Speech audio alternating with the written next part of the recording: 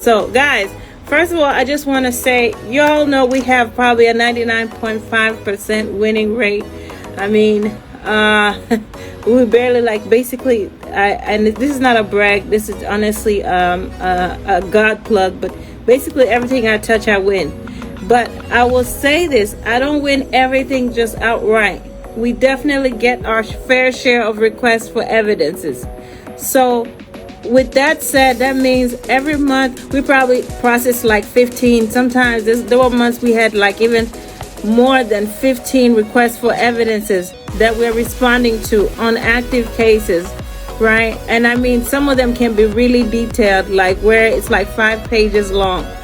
And I'm just here to tell you that we have been able to respond to all of these requests for evidences successfully with no problem, and we have still been able to get our approval. So I mean, I guess I'm just here to tell you that just because you received a request for evidence absolutely does not mean that you have anything to worry about, or that your case is that you're gonna lose it. You just simply need to know what you're doing. You simply need to know what you're doing. Relax and calm down. Remember, a request for evidence is just like what the name states. It's a request for additional information. So most times, immigration is simply seeking additional information, or they need clarity, or they want you to prove something a little bit more.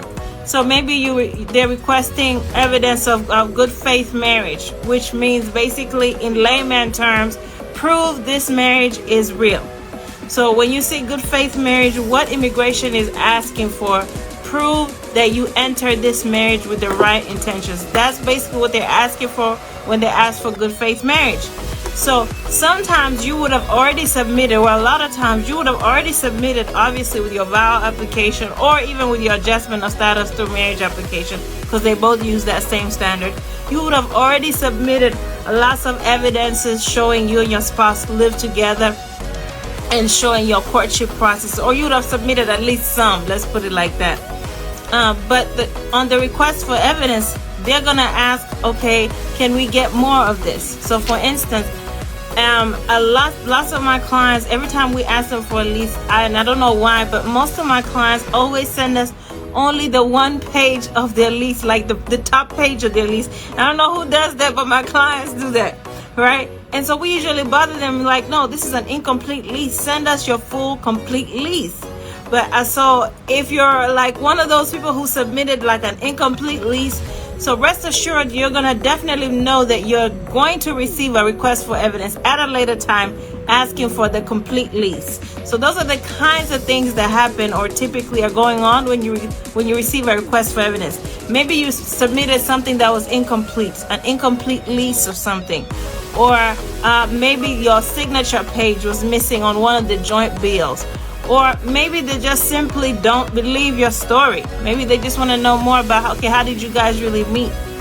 Or sometimes they could literally go and read through your affidavits, the letters that you submitted from family and friends, and find discrepancies, right? So maybe on your declaration, you stated that you and your spouse got married after 6 months of dating.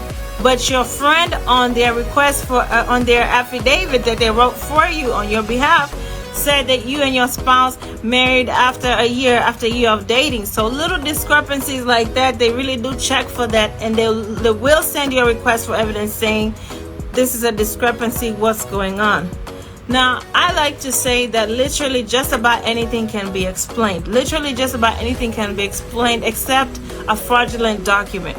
All right, so if something is fraudulent, it's just fraudulent. There's really no way to explain your way around that, or there's few ways, let's put it like there are very few limited ways you can explain yourself out of a fraudulent document. Really, everything else can be explained. Even the fact that you had discrepancies between documents. Maybe your spouse, your affidavit stated you got married after 6 months.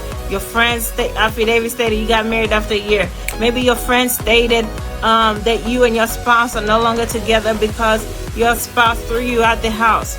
Maybe on your actual affidavit or declaration, you stated that you and your spouse are no longer together because your spouse cheated on you. So discrepancies like that, no matter what, and as crazy as it may sound, can still be explained. So my point is, when you get that request for evidence, it's not the time to panic. You need to sit down and figure out, how can I explain this?